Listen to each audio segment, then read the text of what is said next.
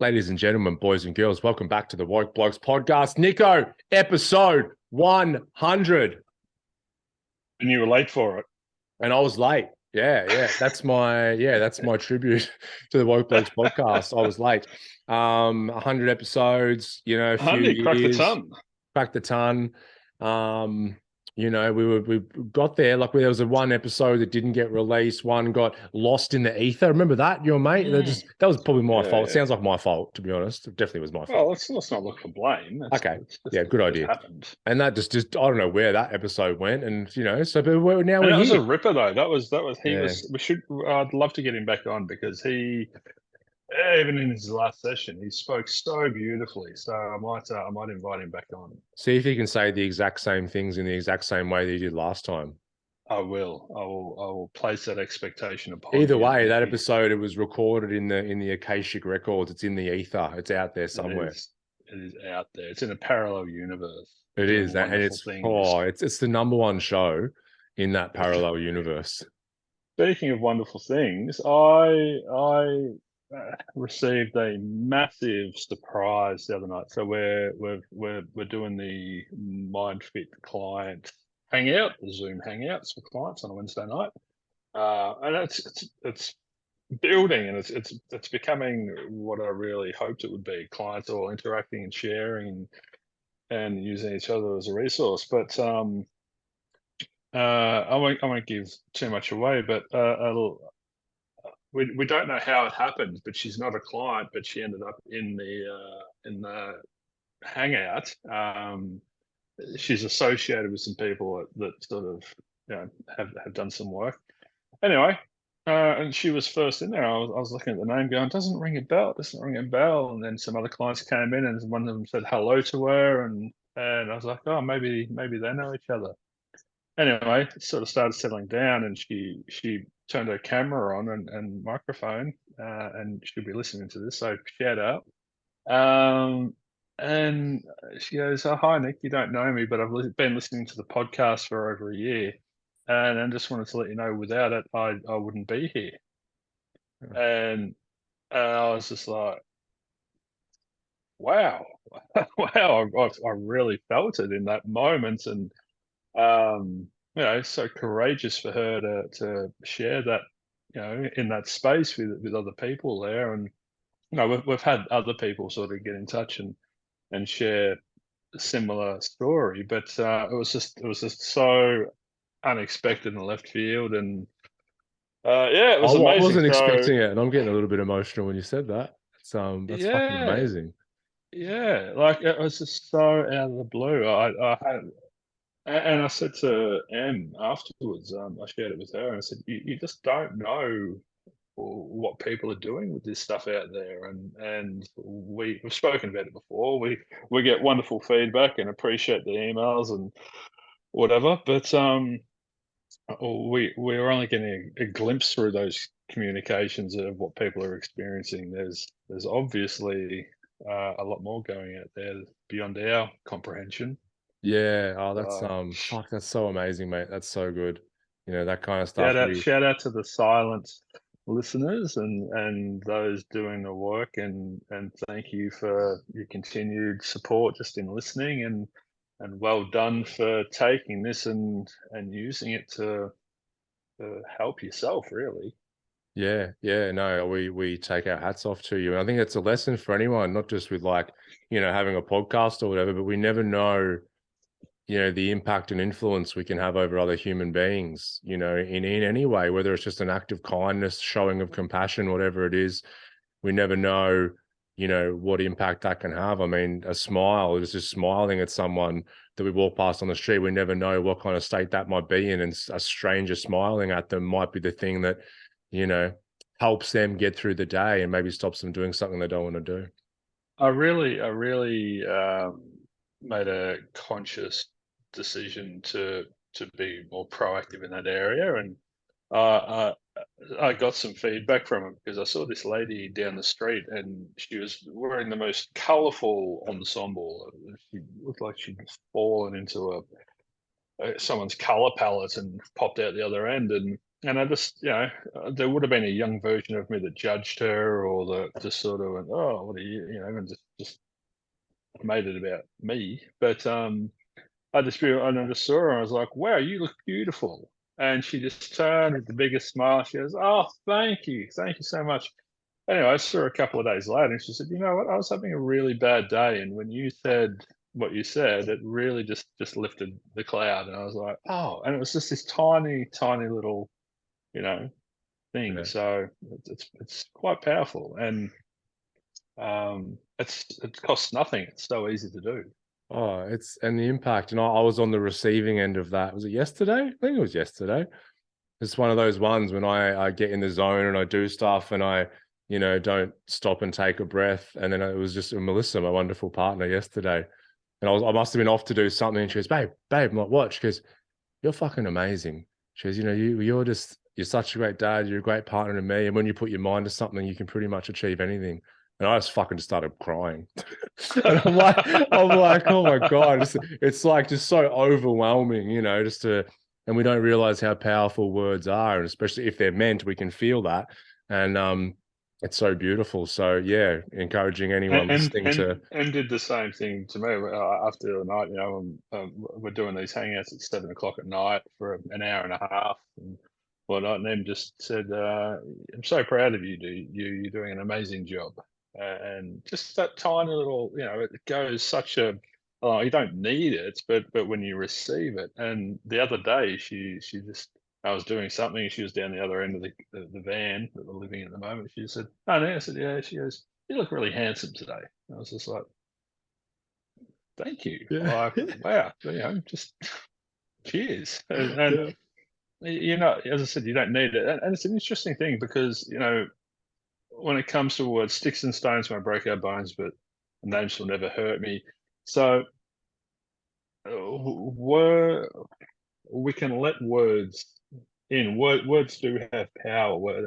You know me, I'm pretty big on semantics and language. And it's interesting because someone can stand in front of me and call me names and everything like that, and it won't affect me. I won't. Um, I won't give them take it permission. personally. Yeah, I won't give them permission. So words do have power, but I think we get to choose how much power they have to some degree. But then there's also those times, like, I wouldn't be here without the podcast, or you're a wonderful person, and those ones just get in and land. And yeah, it's interesting, It's I hadn't really also a thought part about of it's being able to, obviously, yeah, not let in those, the opinions of others and people who are projecting and that kind of thing, but also then receiving things like that. Like part of my journey has been allowing myself to receive, because I might, years ago, just brush things off. I had a counselor mm. very early to me say, when I was in addiction and everything, and she'd be like, "Oh, you're pretty more than happy to really own all of the bad and horrible shit that you've done in your life, but you really quickly like brush off anything good you might have done." I'm like, yeah, and so So and that's a so distortion. That's a yeah. cognitive distortion. It's disqualifying the positive things And that so we're people doing. might say, Nick, you're handsome, or someone might say, their husband might say, "Oh, you look so beautiful." And the automatic thing is, "Oh, no, I don't. Don't be silly. You're just saying that. And No, I isn't it don't." interesting? Because that's still the ego. That's the Yeah. ego in contraction. People think of ego as egotistical and, "Oh, I'm the best." Blah, Think of it blah. as arrogant, But right? yeah, So an but what? overinflation of self, but an undervaluing of self is still egoic. You're right. Yeah, it's just the other end of the spectrum. Yeah. So it's yeah. I've had many clients, and I've reflected to many clients that they, yeah, really struggle to allow in the reflections of people who are highlighting the things that they're doing really well. They struggle with praise, and that's low self-esteem, low self-worth. They're sort of got a bit of work to do down on that level. But yeah, it's interesting. So I remember thank you to yeah, thanks to everyone who's being kind and sincerely, and being part of the being journey for 100 episodes. I know. 100. I'm like, who would have thought you want to listen to me and Nick talk for about 100 hours? But anyhow, Some weirdos like it, yeah, there's and weirdos. they're our weirdos.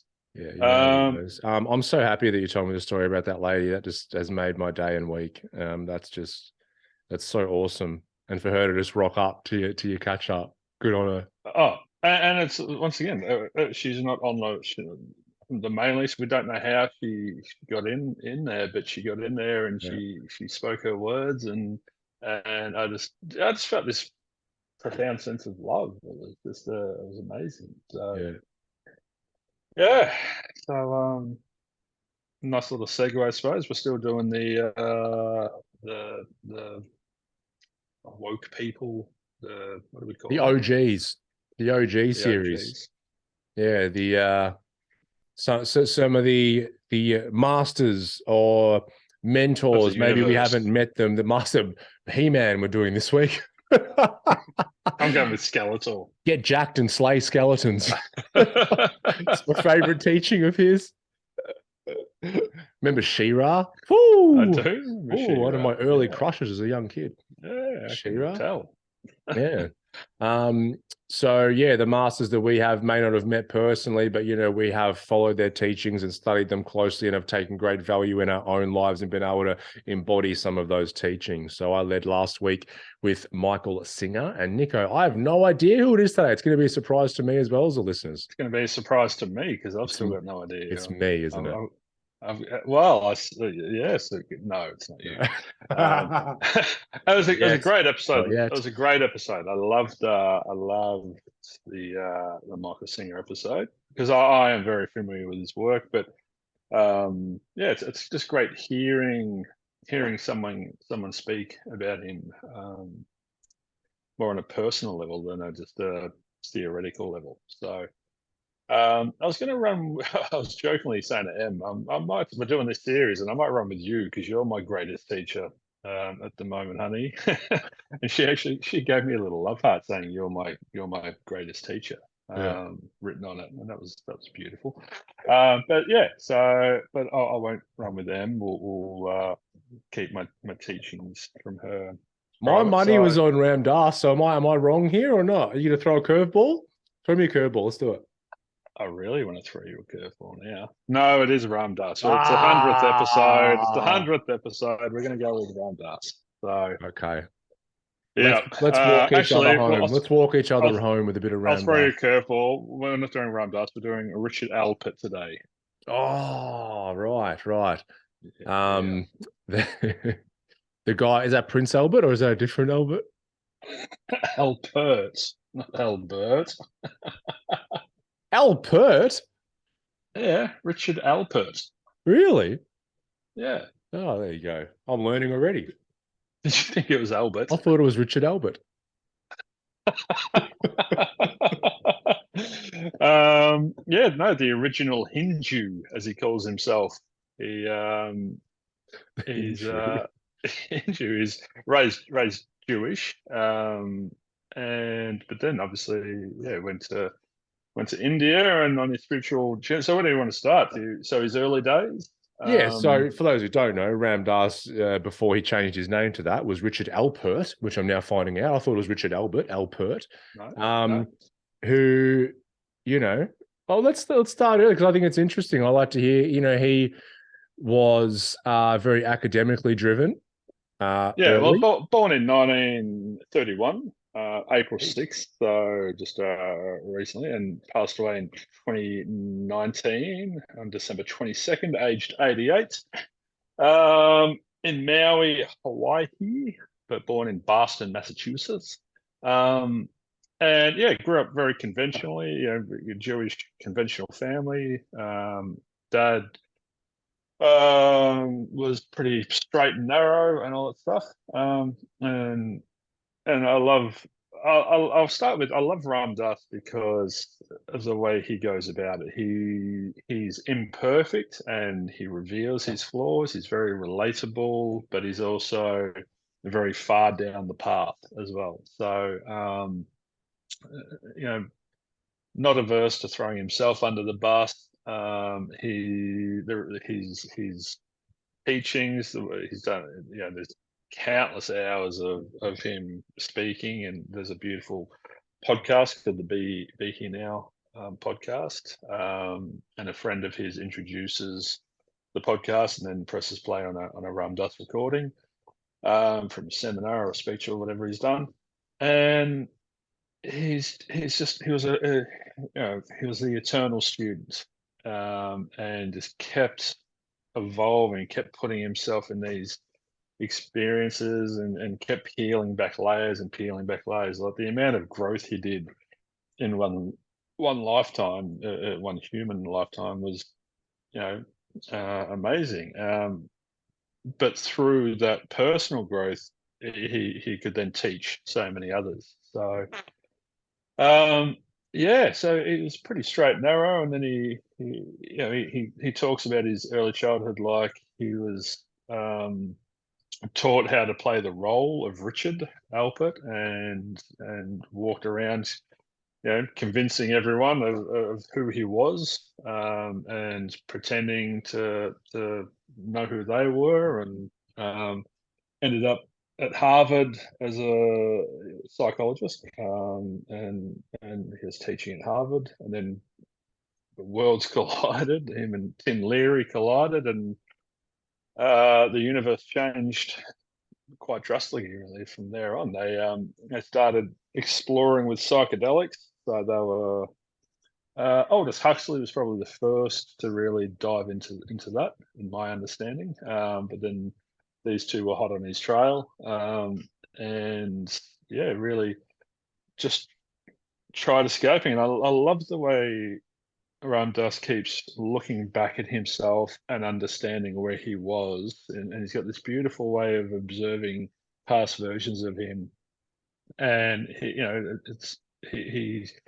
so he was doing a lot of drugs and trying to get high all the time, and then he had a realization that he kept trying to get high, whether it was through drugs or meditation or gurus or whatever.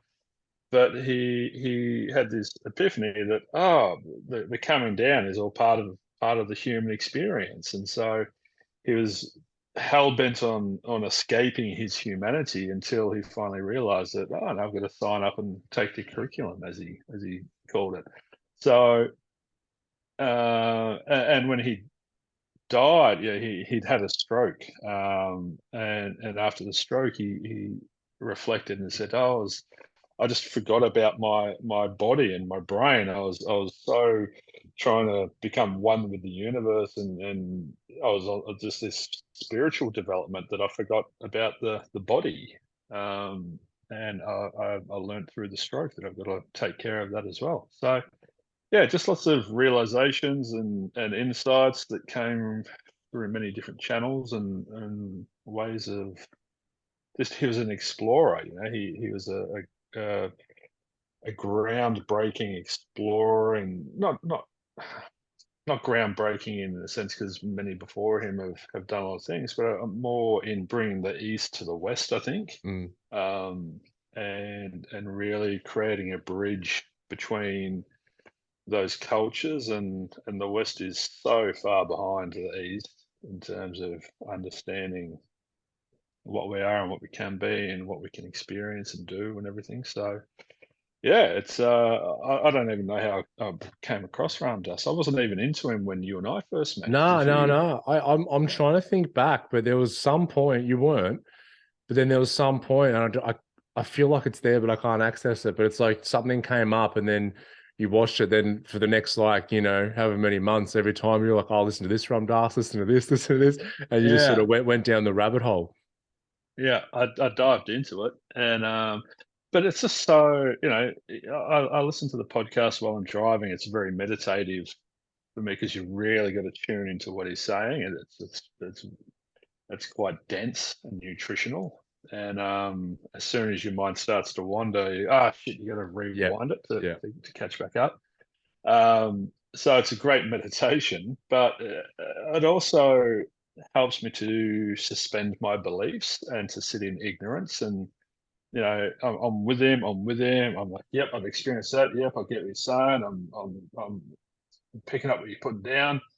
And then he'll start talking about his guru in India, Maharaji, or in Karoli Baba, and he he got locked in a room by these people who loved him so much they wanted to keep him, and then they opened up in the morning, he was gone, and there was no windows, and there was only one door that was locked, and someone said they saw him walking down the road. So how did he get out? And he must have passed through the wall, or just something what we would consider to be magical. And so when he starts talking about that stuff, I just suspend my beliefs because I don't know. It's beyond my current comprehension. And so I'm not going to sit there and judge him or condemn him or call him a nut job or say he's lying or anything like that, because who the fuck knows what's possible, really. Oh yeah, I remember hearing a story of a guy who was American, but he went to study shamanism for over a decade in the Amazon. And he was telling a story. He told many stories that I thought were interesting, but one of them was the shaman that he was studying under was bitten by something or got poisoned by something and was like, really, really sick or whatever. And the next, place to go was a village, and it was quite far away. And then, by chance, not long after, the shaman from the village over had come in, and they fixed him up and got him the right, local medicine from the plants or whatever that he needed to get rid of the poison. And he's like, how did you get here so quick? And the guy who was sick said, I called him. And they haven't got any phones or anything, right? He goes, I called him. He goes, what do you mean you called him? He goes, I called him. I thought of him and sent him a message. And he goes, I got the message and I came here. And he goes, it's weird because when you're in that culture and you're engrossed in that and the beliefs, it's just so different that when I come back to America or I speak to a Westerner about that, and even when I heard it, I'm like, what the fuck are you talking about? It's like our beliefs and everything about what's possible and what's not get really involved, and we're like, oh, that's rubbish or whatever. But he goes, it was just like when he was there, it clearly happened, unless it was some crazy coincidence, because that person would not just be passing through there with the correct medicine at the right time. But he goes, it's just like, I called him like it was nothing, So I like what you say. It's like suspending beliefs, because we immediately, our ego, when we hear something, we go, no, that's not possible. But it's great to sort of sit open, not say, oh, well, that's possible, let me try it. Just be like, just open to other things that can happen. It's so relieving, the relief of staying open instead of going into the judging and closure and contraction and rejection, and there's nothing healthy that really comes from it. But sitting there, wow, it may be possible. I've got no idea. There's another funny story around us. So mad at the LSD and whatever, and his guru Maharaji knew that he was on it, and he's like, give me some of your, I forget what he called it, your medicine or something like that. And Ram Dass is like, I don't think that's a good idea. He's like, no, give it to me. And he's like, pulled out one. He's like, no, give me more. And he said he had 16 tabs of LSD or 160 milligrams or something, enough to kill 18 elephants. And I've told this one, and he said it didn't even touch him. It just he pretended, his guru pretended to have this weird trip, and then just started laughing, and he's like, how is that possible? And there was just nothing. There was nothing to alter, and that's he's so prolific. There's so much of his work out there, and becoming nobody was a big thing for him. He was really so. When there was nothing in Maharaji to be altered, he'd become nobody. He was the incarnation of Maharaji for the sake of being able to connect with humans and teach. But beyond that, he was something else. Yeah. It's that so journey. So that journey, of him, it's interesting one. It's one that you can see a lot. It's like he grows up, standard family, listens to mum and dad, studies hard, gets good grades. He became, doctorate in psychology or whatever it is. And so now he's teaching at Harvard, and it's like, wow, you made it and that kind of thing. But then there's this inner voice that's like, oh, is this it? There must be more than that. And then connecting with Tim Leary and starting to use psychedelics, and obviously created a whole new world and landscape for him to explore. And then he but then falls into that, and luckily he came out the other side and he found that balance. That's why he teaches so well. But it's like many people do that. They go then so far the other way that life becomes about that. And it's like, whether I'm just, straight Or yeah, it laced. becomes I don't want to be that. It becomes we go to the polar opposites because we think that's where we don't want to be. So let's get as far away from that as possible.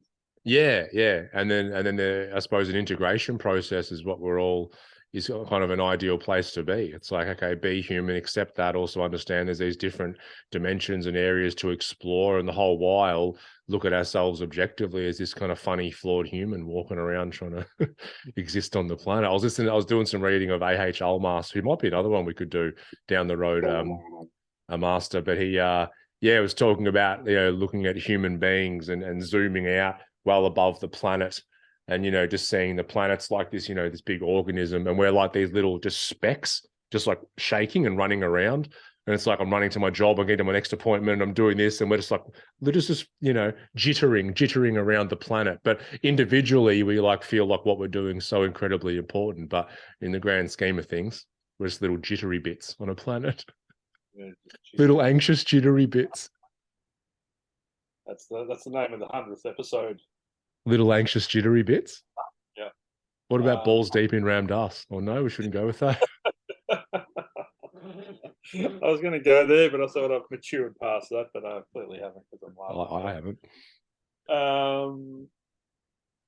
Did he work? I read. I don't know what stage of his journey it was, but he I think he consciously decided most people's greatest fear is death. I want to understand death. So I'm pretty sure he worked like at a hospice clinic for some period of time, literally just sitting with people as they died. Yeah, he did so much work.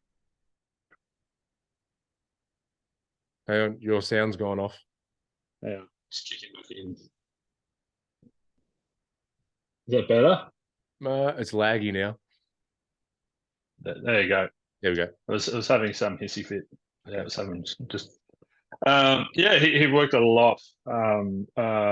As a palliative care nurse, just helping people to transition from this life to the next, and really helped them to be at peace. And there's so much to learn from him. I guess my biggest takeaways from his life, I suppose, is things are happening simultaneously. So your heart can break a lot, and it's not I love the way that he changed my perception on so many things. And you think about heartbreak, and your immediate association with heartbreak is they left me, and now I don't have them in my life and I'm heartbroken. But that's the ego, and when you transcend that, for me, he turned heartbreak into, like, when our wonderful listener turned up and said, I wouldn't be here without the podcast. My heart broke, but in a really beautiful way, and in because there's so much suffering, there's so many people struggling out there. So it's his whole take on love. He speaks about. There was that episode where I said to you, I'm feeling very in love, and then I got rid of the in. I just said I'm feeling love. That was cultivated from tuning into what Ram Dass was talking about. I remember hearing him. I don't know if you've heard it, but it wasn't long before he passed away, and a musician, Forrest something was his name, went out to interview him. They're just exchanging philosophy. So laughs like a box of chocolate.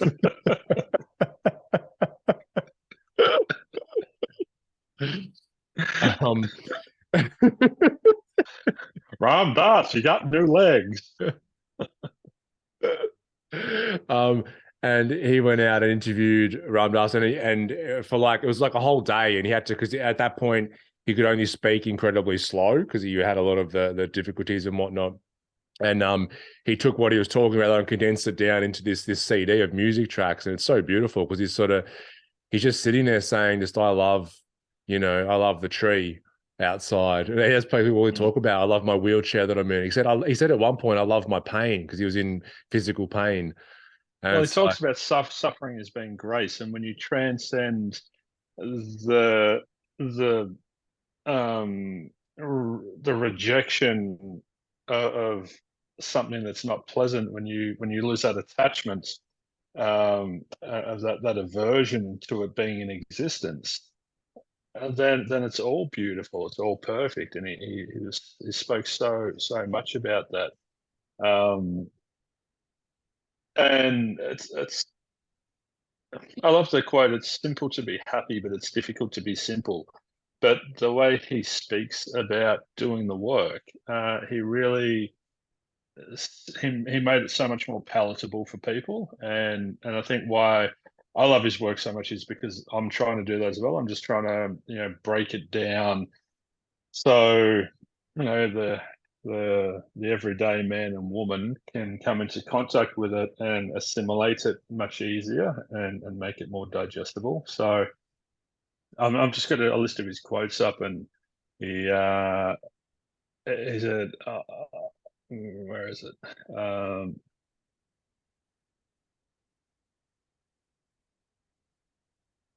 bear with us while Nick finds the quote. It's all right. Oh, there was one who said, I love all I do every day is just all I'm doing. Where is it? It was just saying that's basically all I do all day, every day is just be in love. And it sounds funny when you sort of look at that, but you can be in love. You can be doing this work on this deep level, and I guess this is where the concept of existing on multiple levels kicks in. We can walk around just being so in love and just so connected to everything on that deep level, but up here we can still be having other interactions as well. So Oh, that's right. We can be evolved or devolved in different areas, and that ties in. When people do, find this spiritual or meditative path or whatever it is, and they go all into that. And my God, have I seen this over the years? So they might have access to these different dimensions. They can, astral travel when they're meditating and do all this stuff, but at the same time, they're an asshole to their wife. And, they treat people poorly in their day-to-day life. And I think, becoming an integrated being. I had a friend actually who used to be a main in sales and organization of the Mind Body Spirit Festival here in Melbourne, which is, I don't know if they still do, they probably do. Massive thing at the exhibition center. People buy stalls, a lot of like spiritual stuff and all that. And I remember chatting to her many, many years ago, and she's like, yeah, I've always felt like this pull towards the spiritual life, but I'm so averse to it because I've seen how spiritual people act. And she's like, they're like proclaiming abundance and, have this crystal for abundance and do all this. She goes, you ask them to pay the bill for the fucking booth and they start abusing you and yelling at you and shit. And I'm like, no wonder get people turned off, spirituality and meditation and all that. Yeah, and Ram Dass talks about that. He says they're still clinging to their models and their items that make them feel like they're doing the work. They're still not integrated though. Yeah. And I had someone else, sorry, and I won't say the people, but people are so respected in that world of spiritual teachings and all that. And that was a seminar of them kind of coming together, and out the back, they're fucking swearing at each other, just going, no, I'm going on last. I need the longest time and all that. And it's like full yelling. And they walk out on stage and it's like, yes, good evening, everyone. Everyone's clapping. Put the facade up. Put the second face on. Show yourself, who are you when no one's around or when you're around your wife and kids or whatever it is. And Ram Dass talks about that, his sexuality, he was very explorative in that. There was nothing. He didn't conceal anything. Whatever he did, he owned whole and soul in whole. And when you do that, no one can take it and use it against you. So but true. we talk about we're sort of lived experience practitioners, and Ram Dass had his teaching chapter of his life, and then the drug chapter of his life, and this trying to get high all the time. He realized in the end that he said the Dharma was the only way to get high. Doing the work was the only way to get high. It's not about introducing chemicals into your system, or just sitting in meditation in a cave for a decade, or it's living it every day. And his whole thing was about trying to become one with everything, just keep reducing. It wasn't about adding more and more, and learning and knowing, and getting into that intellectual mind. He was really about reducing and more deepening the connections, and that sort of becoming one, becoming nobody, and then you become one. So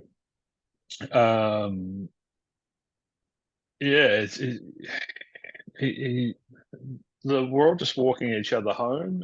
I use that a lot with clients, because we can't help others until we're okay. So the primary work is on yourself, and then keep yourself in a position where you are not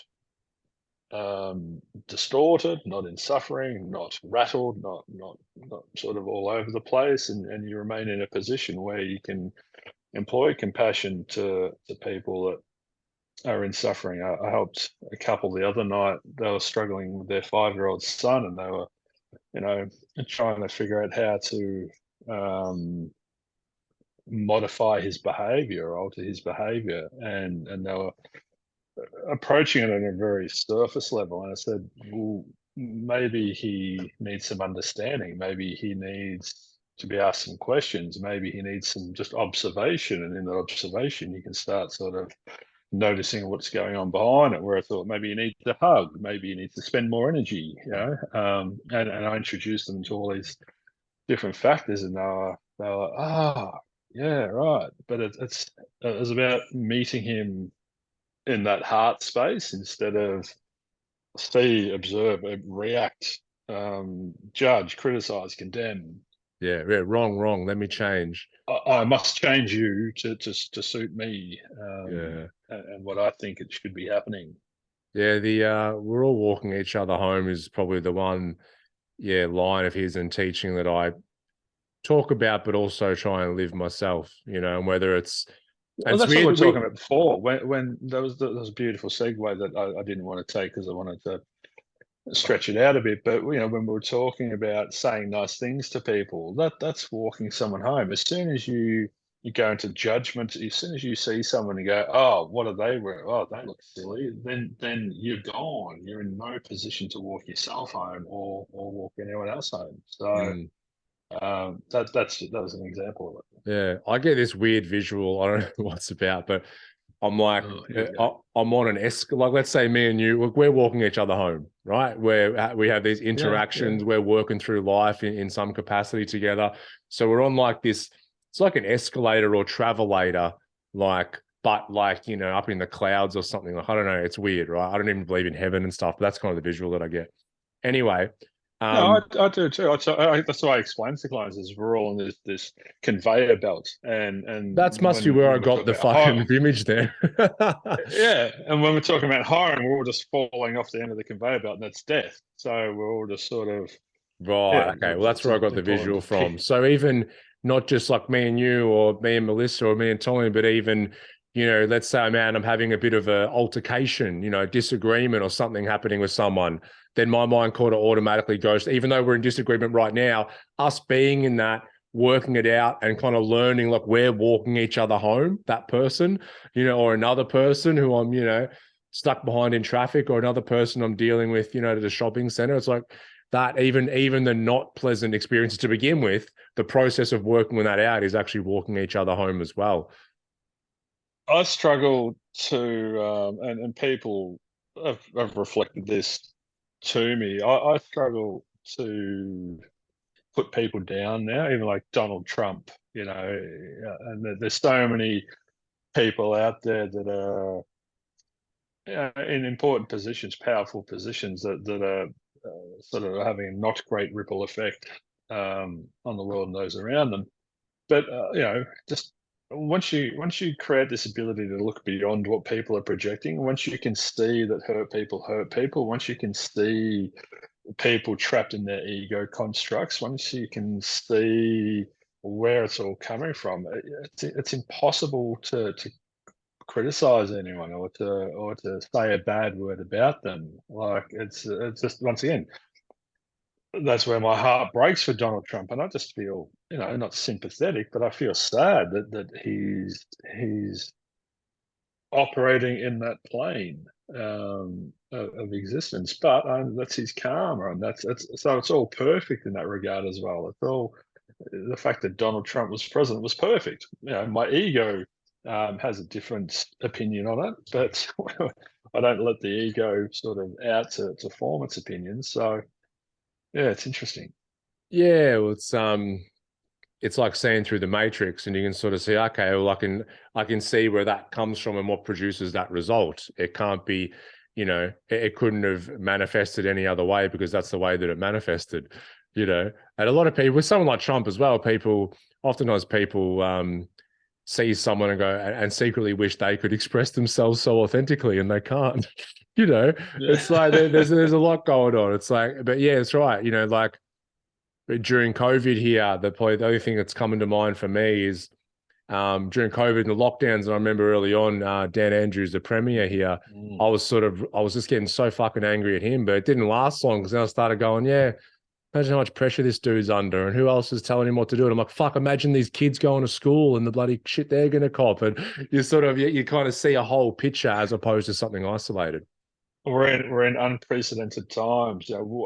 What would I do if I was in that position? I've got no idea what I would do. So that's where, that's the thing. We like to play it ego. I would do it. It's like people that say, I heard this good analogy the other day, and it's like people go, well, if I was one of the, back in Nazi Germany and one of those people who was told to be a guard, I would have stood up. It's like, no, you fucking wouldn't. No, you wouldn't, Tom.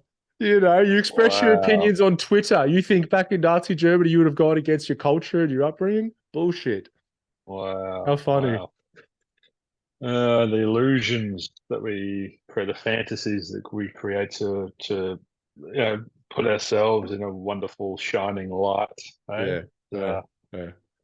Yeah, so Ramdas was massive. I think he just sort of, his wake got bigger and bigger as he moved through life, because of the work he was doing on himself constantly. And the Naropa, the school, a sort of a spiritual college, I suppose, in the States. He was one of the founders of that and got that up and running. And just on this amazing journey where he just kept getting out there, and no comfort zone to speak of.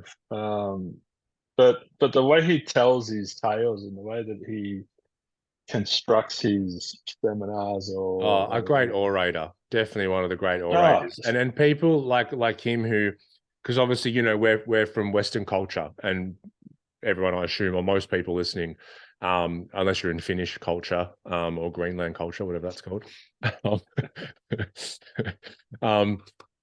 When people, it's a classic hero's journey, right? It's like, I grew up and I was in a stand Jewish family, became a teaching psychology at Harvard. But it's like I get this call to adventure, and I go exploring dimensions of the mind and the soul. I go to India and whatnot. And then I come back to where I started with these new gifts and things that I can pass on.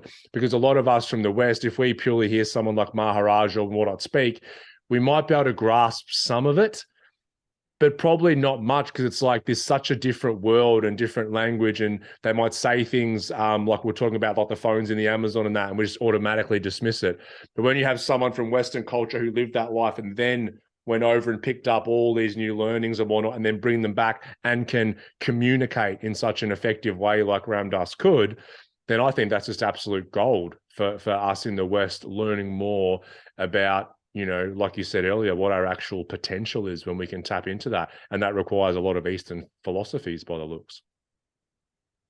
Yeah, but he explored, all of the teachings. There's many pathways to the top of the mountain, and he dived into all of the pathways, and Hinduism was probably, he wasn't a yogi. He didn't do yoga. He lived yoga. Yoga is it's like Buddhism. It's a pathway. It's a way of living. So he lived the Buddhist life. He lived as a Hindu, all the Krishna and everything. He dived into it all, and he spoke about God, and he was a wonderful translator. And as I said before, he reframed so many things, or helped my association with things become different. And the word God, people automatically associate that with Catholicism and a bloke up in the sky and his son down here who died, and then we get to eat Easter eggs and stuff.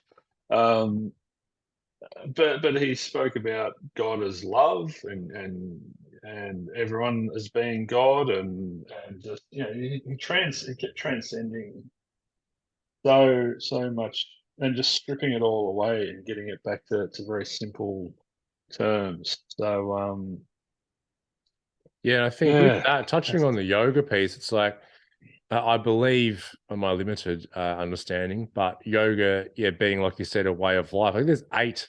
Is it 8? Anyway, there's multiple different types of yoga. Only one of them is a physical practice.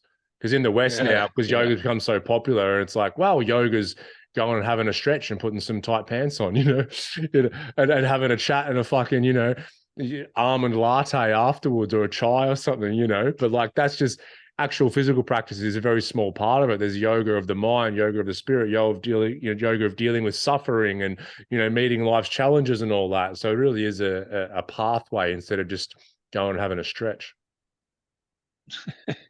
Very much so. I'm just reading some of his quotes. Only that in you, which is me, can hear what I'm saying. Yeah. He had this beautiful way of being very deep, but very clear, the clarity around it. A lot of the deeper you go, the murkier it can get. But he had this wonderful way of keeping things very clear. Suffering is a part of our training program for becoming wise. He speaks a lot about suffering as being grace. Suffering, when we remove our aversion to it, and allow it to exist, just I wouldn't do what I'm doing without all of my suffering. You wouldn't be doing what you're doing without all of your suffering. And those couple of days in jail were just so important for. I don't think there's ever been a suffering like that. That's probably, I don't know, it's probably the tip of the iceberg in terms of suffering. I think you're probably going to reach enlightenment at your death because of that. Your karma is just out of this world. So. It's so tipped over the edge.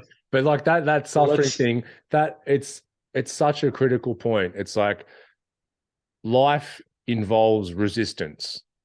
That's just part of the deal, right? The first noble truth in Buddhism: to live is to suffer. Yeah, so it's like if you deny that, and you talk a lot about necessary and unnecessary suffering, it's like, well, if I deny the fact that I'm suffer and have issues and problems, I'm in so much trouble to start with. Like I'm resisting a huge chunk of what life's about, and then we can get to the point where we can look back on our life and go, well, fuck, I'm actually glad that happened and I met that challenge. But then the real challenge is like, can I have some sort of gratitude or acceptance for something I'm going through right now?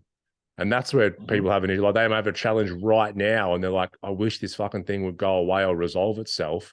But it's like, what if you changed your relationship with it first and foremost and started there? Allow it to exist to begin with, and then appreciate. This is where the many paths, stoicism's another path up the mountain. Amor fati, a love of fate, love everything that happens. So yeah, he also said, let's trade in all of our judging for appreciating. Let's lay down our righteousness and just be together. It's funny when I think what really connected me to him was he spoke. I heard him talk about, when you go for a walk in the woods, you don't stand there, going, oh, that's a silly tree, and oh, that tree's got no branches. And that blew my mind when I heard that, because literally a few days earlier, I'd been doing that with clients, and I'd never heard anyone else doing it. So it was I know it was a weird kinship there for me. It was a bit of and I'm never gonna try and say that I'm anywhere near Ram Dass or anything, but there was this depth of, and I've had it a few other times as well with Buddhism and so forth. I come into contact with this stuff, and it's already stuff that I'm doing. So for me, it's like I've met another friend. I guess that's the best way I could put it. Yeah, another soul on the path.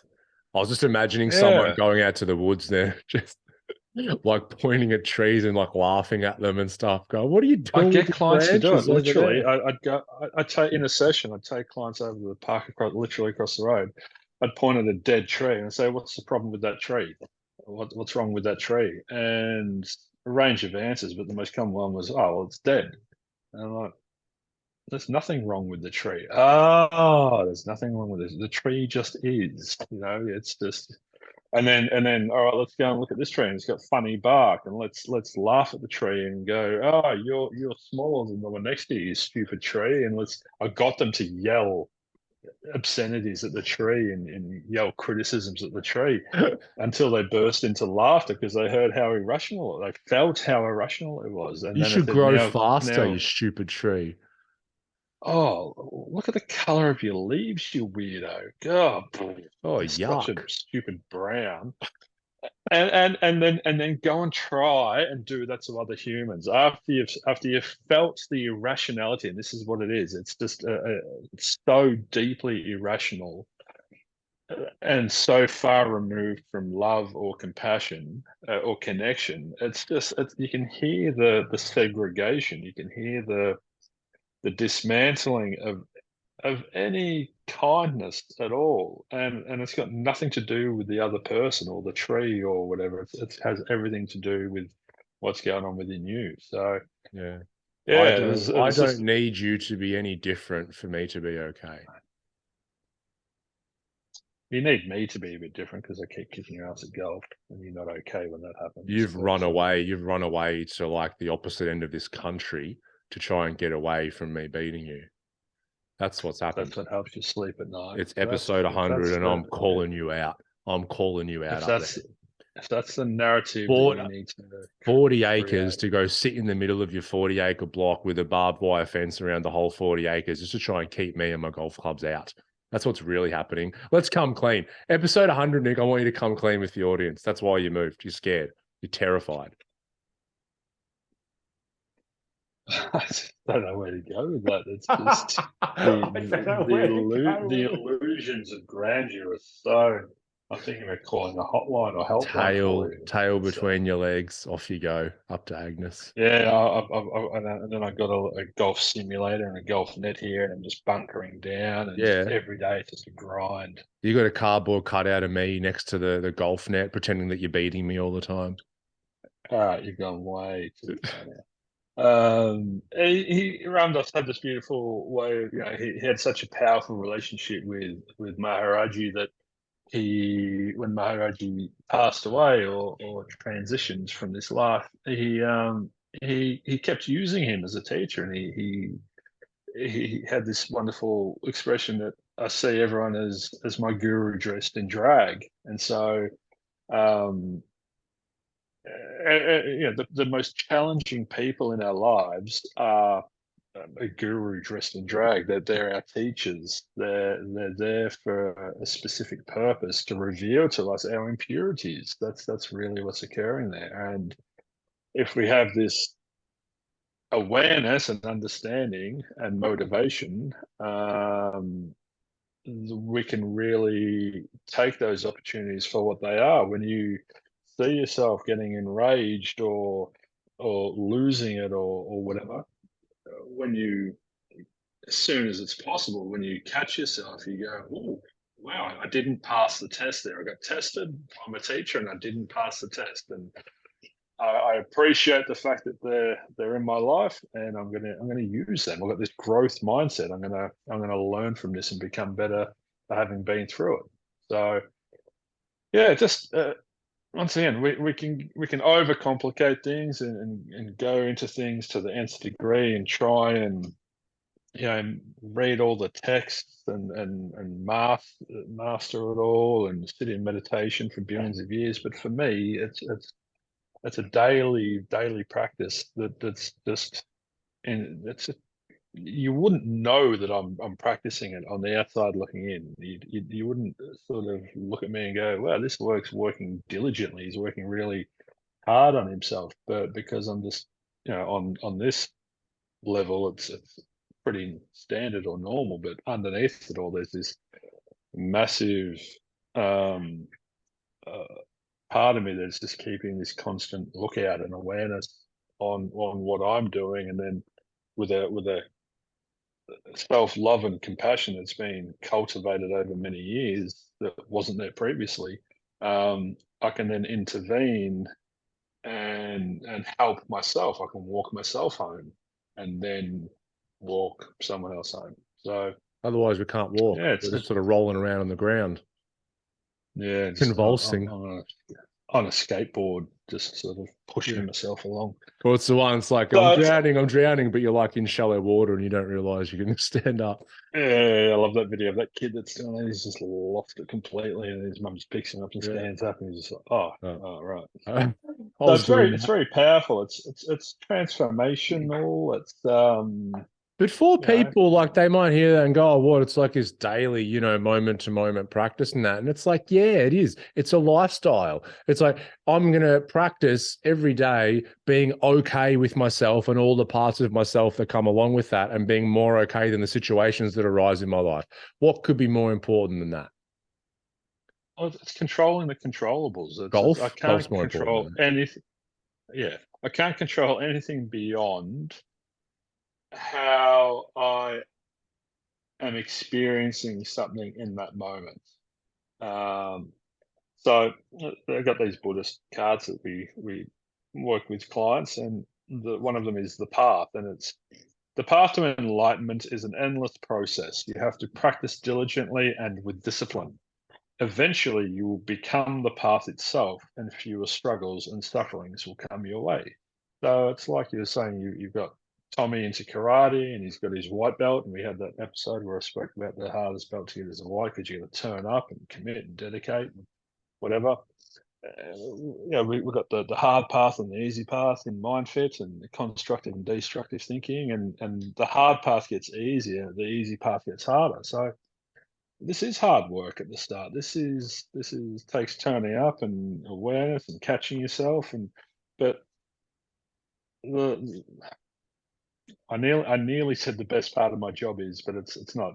My whole job is the best part of my job. But I thoroughly enjoy when clients turn up and start speaking of the benefits of the work they've done. They start reaping the rewards of bearing the fruit of all of their labour, and that's come from, with Stewie, that episode with Stu, and it's years and years and years of doing the work, and he's finally had this voice and he said, "Go, hey mate, we don't do that anymore," and that's becoming the path. He didn't have to consciously construct that experience for himself.